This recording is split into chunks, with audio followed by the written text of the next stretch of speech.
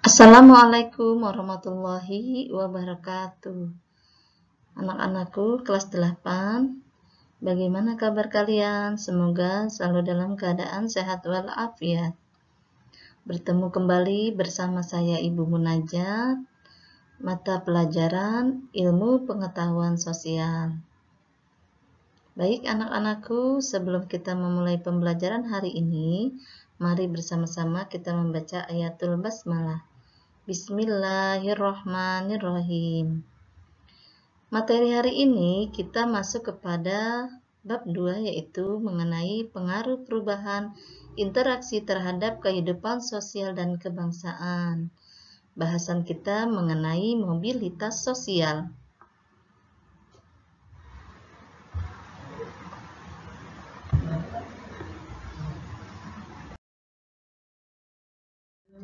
Pengertian mobilitas sosial.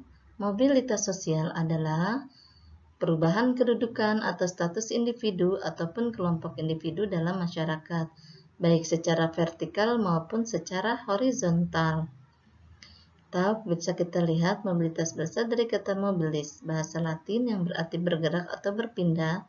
Sosial berasal dari kata sosial atau bahasa Inggris yang artinya masyarakat.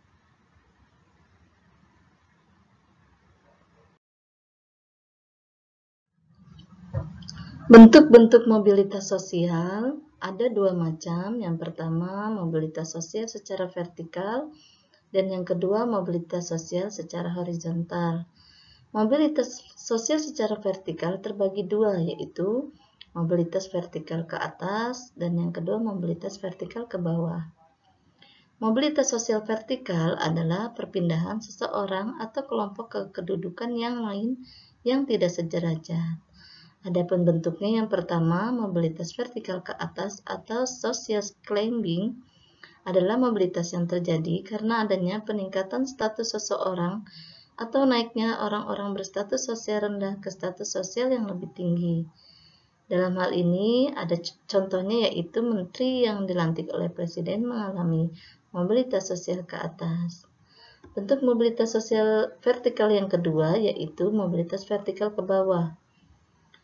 Merupakan proses penurunan status atau kedudukan seseorang. Contohnya seorang pegawai yang merubah statusnya menjadi ojek online. Bentuk mobilitas sosial yang kedua yaitu mobilitas sosial horizontal, adalah perpindahan status seseorang atau sekelompok orang dalam lapisan sosial yang sama. Faktor-faktor pendorong dan penghambat mobilitas sosial. Yang pertama yaitu faktor pendorong terjadinya mobilitas, yaitu yang pertama masalah kependudukan atau demografi, yang kedua status sosial, yang ketiga situasi politik, yang keempat keinginan untuk melihat daerah lain, dan yang kelima keadaan ekonomi. Faktor yang penghambat terjadinya mobilitas yaitu yang pertama perbedaan jenis kelamin, yang kedua pengaruh sosialisasi yang kuat, yang ketiga diskriminasi kelas, yang keempat kebudayaan, dan yang kelima kemiskinan.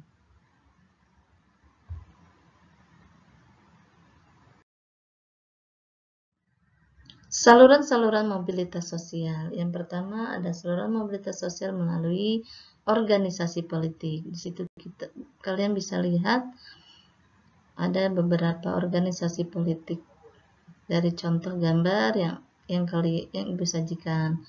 Yang kedua, saluran mobilitas sosial melalui lembaga pendidikan.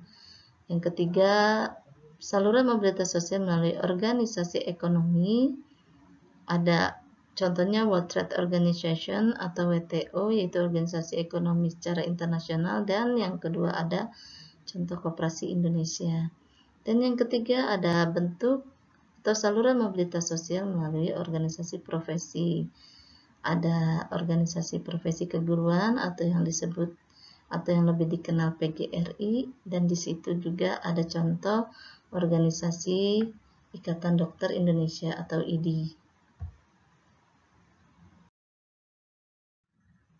Dampak mobilitas sosial yang ada dua macam. Yang pertama dampak positif, yang kedua dampak yang bersifat negatif.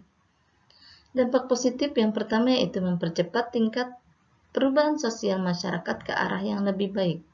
Yang kedua, memotivasi seseorang untuk lebih maju. Dan yang terakhir, meningkatkan integritas sosial. Sedangkan dampak negatif, yang pertama timbulnya konflik.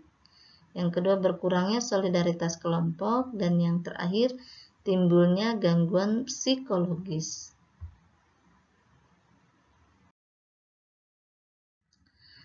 Baik anak-anakku, dari pemjabaran Ibu yang sudah Ibu jelaskan, nanti tolong kalian kerjakan beberapa soal. Dan jangan lupa kalian kirim jawaban melalui Google Classroom. Untuk akhiri pembelajaran hari ini, mari bersama-sama kita membaca ayatul hamdalah. Alhamdulillahirabbil alamin. Sekian dari Ibu. Terima kasih atas segala perhatian yang sudah kalian lakukan dalam pembelajaran materi hari ini. Wassalamualaikum warahmatullahi wabarakatuh.